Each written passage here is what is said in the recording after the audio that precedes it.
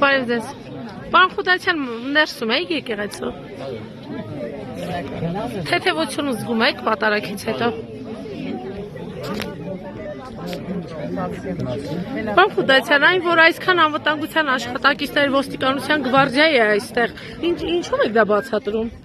Մասսայական միջոցառումը սովորականից մեծ թվով հավատացյալներ կա, եւ ինչպես Հայաստանի Հանրապետությունում զգուշացեք նմանատիպ բոլոր մարդաշատ միջոցառումներին ոստիկանությունները դիավատող ծառայություն իրականացնելու մնացած մանրամասները իրենց։ Բարի ծառայություն։